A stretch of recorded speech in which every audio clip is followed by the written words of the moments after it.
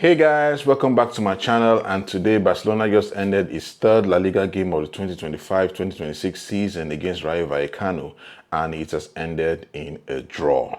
In other words, we came, we saw, but we didn't conquer. I mean, playing away at Rayo Vallecano has always been a difficult tie for Barcelona over the last couple of years, and it's not a surprise that today was not different. One of the concerns that Barcelona had before the match was the state of the pitch. And in fact, it wasn't just Barcelona that had issues with the pitch. The coach of Rayo Vallecano also complained about the pitch, though he tried to make it look like it's not the worst thing that could happen in the world, and they were also going to play on the same pitch. So that was his own way of excusing the state of the pitch. But La Liga, Tebas, guys, do better. We can't be playing on that kind of pitch. It's not good.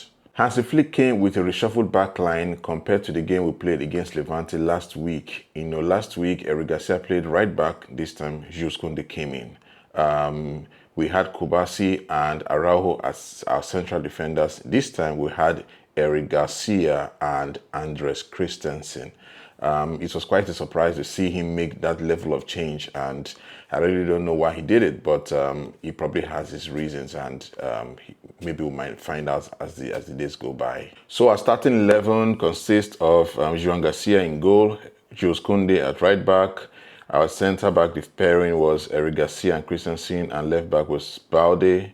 The midfield, we had Frankie de Jong and Pedri. Then front four, Lamine Yamal, Rafinha, Olmo, and Ferran Torres. 3 out of the front 4 that we had out there today had a below par performance. I'm talking about Dani Olmo, Rafinha, and Ferran Torres. I really don't know what's up with Rafinha, but he was looking out of sorts today.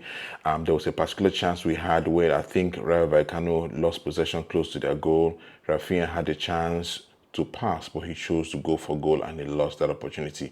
Then there was another opportunity where I felt that he could have just gone for goal and probably would have scored, and he tried to pass to Ferran Torres, and we also lost that opportunity. One of the things I noticed is that both teams created chances. Barcelona created lots of chances, and Rayo Vallecano did same as well. But one of the reasons why we struggled was the fact that we couldn't take our chances when we were on top of the game, and it was very evident, especially after they scored the first goal. We were supposed to go 2-0 up. Ferran Torres, for some reason, empty net. I won't say an empty net. He had a clear chance to shoot on goal, and he just kicked it out of the pitch, and that was very unfortunate for us. We got our goal of the game as Lamine Yamal jinked through some defenders in the 18-yard box and probably tried to shoot or something, and he was kicked. One of his legs was kicked, and he fell to the ground. And the referee rightly pointed to the penalty spot, and Rayo Vallecano fans and players just erupted into complaints and all that, and I really don't know what they were trying to say, but it was a clear penalty. The guy was going towards goal. One of his legs was hit in the 18-yard box. It just made sense for it to be a penalty.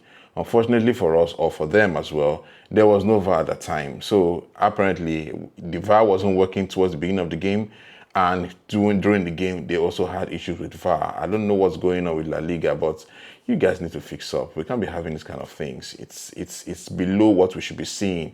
At every point in time, it should be easy for us to have VAR come to the rescue of referees so they can make the right decisions. But thankfully the referee didn't overturn it. Imagine if the referee overturned it and he said there was no foul. That's how we would have lost the penalty that was supposed to have been given to us. In games like this, when you have a 1-goal lead and you have an opportunity to increase your lead, you must always take that chance, because sometimes it can come back and bite you, and that is what happened to us. After Lamine Yamal's penalty, which I think was a very fine penalty, we had an opportunity to score a second goal in the first half. We didn't take it. When we came into the second half, we started very well, and we had about 2 chances. I remember one of them was a chance that fell to Dani Olmo. We also didn't take it, and that was when Rayo Vallecano started growing in confidence. And that confidence paid off eventually, because they got a goal in the second half. And now, let's talk about the goal. That goal was too easy. A corner kick, someone just fires home, nobody was marking him, nobody was tracking him. It was just too easy. If he had someone just standing beside him, that goal would probably not have come. Credit to Rayo Vallecano, they probably would have still scored, or like I mentioned before, they deserve to have at least gotten something from the game, but that was just too easy. Where were the defenders? Where were the trackers? I don't get it. Generally, our players didn't do so well today with their performances, but two players stood out for me, and that is Joan Garcia and Lamine Yamal. For Lamine Yamal, one of the things I've noticed from the beginning of this season, his willingness to take more responsibilities in the team. Like I mentioned before, he earned the penalty, and he spoke to Rafinha to allow him to take the penalty. Rafinha obliged, and he coolly slotted home with ease. That guy is growing and he's becoming more prominent, and I really know that this season he's going to do a lot of great things. Then let's talk about Joan Garcia. Joan Garcia was the reason we didn't lose this game today, period. He was a beast today. Every shot that he faced, he saved. The only one he didn't save was the one they scored. Joan Garcia already showed his quality when he was at Espanyol last season, but this season he's taking it to another level.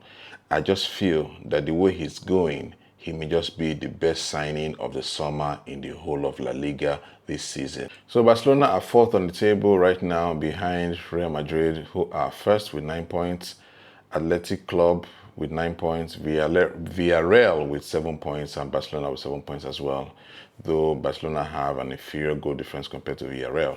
Guys, it's not the worst place to be because Barcelona have played 3 games and we've gotten 7 points. And remember, the 3 games we've played have been all away games. Real Madrid in these 3 games have played 2 home games. So there's reason for optimism. It's still early in the season. We have more home games to play, and it's not that bad. And I'm hoping that starting from the game we're going to play against Valencia after the international break, we can begin to get more points on the board and climb up the table, because right now, fourth is not where we should be. Not at all. So cheer up, guys. We haven't lost a game after 3 games this season. My major concern is the international break. I just hope that they go and come back without any injuries. I hope we come back safe. I hope we come back healthy, so can be able to play our next game and the future games, without any issues. That's all I pray and hope. Fingers crossed. So that'll be all for today. Subscribe to my channel. One of the things I'll be talking about during the week will be our Champions League games that we'll be playing this season, and I'll have very interesting thoughts to share. I'm looking forward to sharing them with you. Catch you next time, and Visca Barca.